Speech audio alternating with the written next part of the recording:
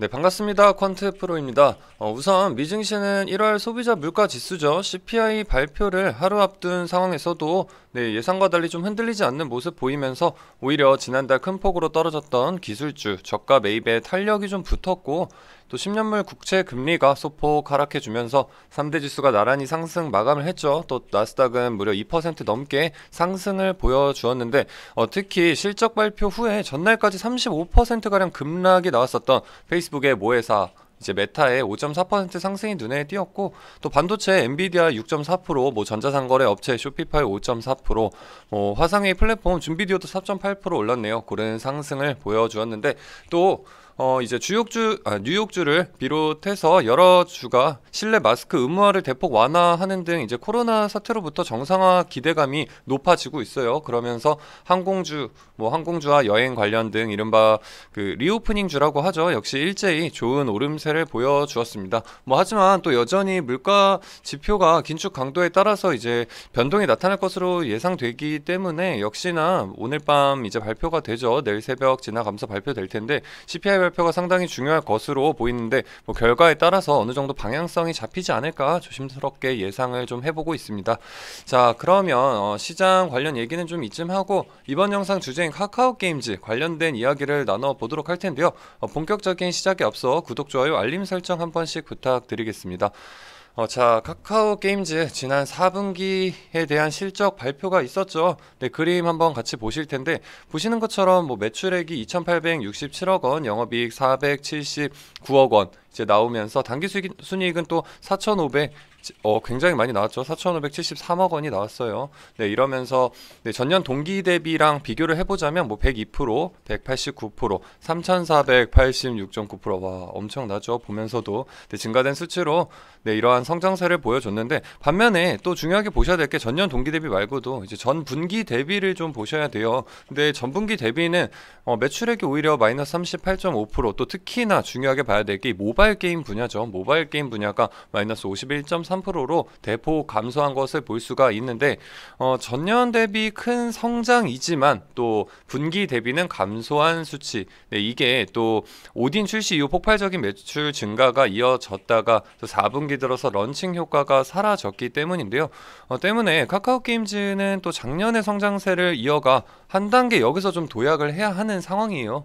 근데 여기서 그러면 새로운 또 강력한 무기가 절실히 필요한 상황이고, 그러면 다음 사진 보실 텐데 이 때문에 지난 8일 카카오게임즈가 이제 본사에서 블록체인 프로젝트 보라 2.0 파트너스 데이를 통해 로드맵을 제시를 좀 했죠. 이날 조계현 카카오게임즈 대표는 보라 프로젝트의 이제 개발과 이제 지원을 수행해온 자회사 이제 프렌즈 게임즈의 사명을 메타보라로 변경을 한다라고 밝히면서 보라 네트워크가 이제 글로벌 블록체인 플랫폼사로서 이제 게임의 거기 스포츠, 엔터테인먼트 등 다양한 콘텐츠를 선보이면서 국내 거버넌스 카운슬과의 협력을 통해서 또 보라 2.0 생태계 환경을 확장시켜 나간다. 이런 포부를 좀 밝히기도 했고요. 또 거기다가 카카오게임즈가 보유하고 있는 게임 산업에 대한 인사이트 네트워크를 보라에 접목할 수 있도록 최선을 다해 지원을 하겠다라고 직접 말을 했어요. 공식적으로. 이게 또 어떤 의미인지 이해가 조금 어려우실 수가 있을 거예요. 이 보라에 대해서. 그러니까 완전히 새로운 패러다임이 생기는 거기 때문에 당연히 생소하실 수가 있고, 실제로 또 생활에 적용이 되고 또 투자자로서 NFT라는 게 돈이 될지 그냥 직관적으로 와닿지 않으실 수가 있을 텐데, 정말 조금 쉽게 예를 들어서 이 보라코인과 NFT 이 부분에 대해서 직관적으로 설명을 드리면 게임을 통해, 그러니까 게임을 해서 얻을 수 있어요. 아이템을 얻게 되죠. 그 아이템을 활용해서 좋아하는 가수의 팬클럽, 예를 들어 볼게요. BTS 유명하죠. BTS 팬클럽 아미의 멤버십 NFT를 얻어서, 그러니까 게임 아이템을 통해서 이 BTS 팬클럽 아미의 멤버십, 물론 예를 드는 겁니다. BTS 팬클럽 아미의 멤버십 NFT를 얻어서 그 NFT를 통해서 BTS 팬미팅에 참석도 할 수 있게 되는 거고, 콘서트를 볼 수도 있게 된다는 건데요. BTS라는 그거는 이제 예를 든 거고, 어떤 이런 것처럼 이제 좋아하는 가수나 팬클럽 이런 데 활용이 된다는 거예요. 실제로. 실질적인 생활에 다 활용이 된다는 건데, 이렇게 말씀드리면 어느 정도 좀 실감이 되시죠? 그렇기 때문에 작년에 이제 주식시장에서 NFT를 도입한다, 개발한다, 관련 사업을 그냥 그냥 추진한다 이 정도 뭐 뜬구름 잡는 듯한 뉘앙스 얘기만 나와도 뭐 바람만 살짝 넣어주어도 그냥 기대감에 급등을 하고 뭐 아주 그냥 상한가까지 나오고 그랬었죠. 뭐 제가 게임주 관련 영상들에서 지금 지속적으로 이 P2E 게임과 이 NFT에 대해서 현재 도입기고 또 새로운 분야의 도입기에 이제 새로운 분야는 이제 도입기에 2차 전지를 또 예로 드렸었는데 예로 이제 했었는데 도입기의 주가가 가장 큰 상승을 보이기 때문에 정확히 분석해서 좀 선점을 우리도 해 나가야 된다라고 반복적으로 꾸준히 말씀을 드리고 있어요.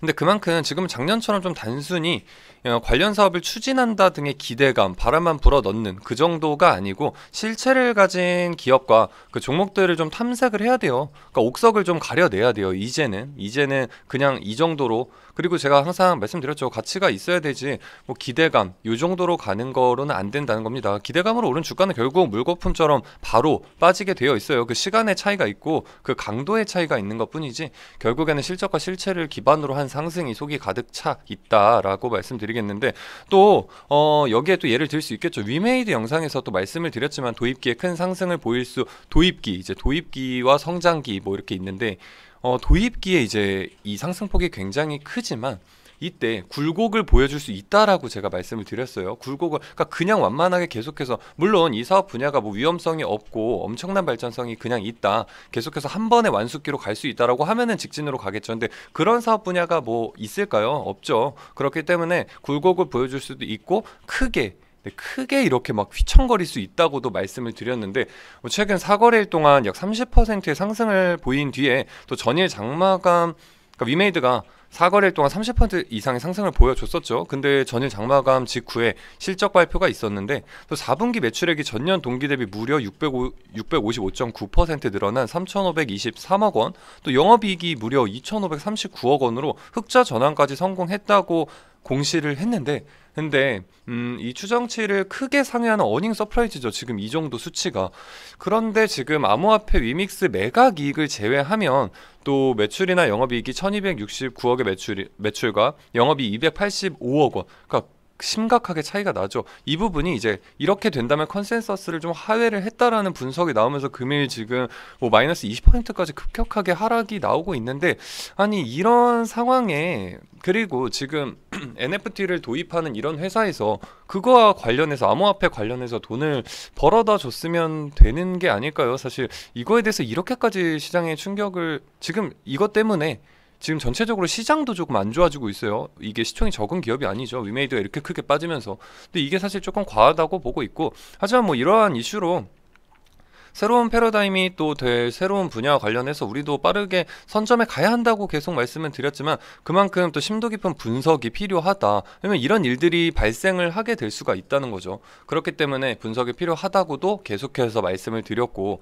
뭐 카카오 게임즈의 경우 지금 말씀 이제 카카오 게임즈가 주제이기 때문에 여기 또 돌아서 말씀을 해보면 작년에 이제 오딘의 좋은 실적이 기반이 되기는 했어요. 근데 P2E NFT에 대한 기대감으로 상승했던 부분도 있죠. 주가를 보시면 아무래도 여기에 그 기대감이 포함이 안 되어 있다고 보기에는 뭐 오딘의 매출로만 갔다라고 보기에는 확실히 좀 더 오른 감이 있는데 결국은 뭐 어떻게 됩니까?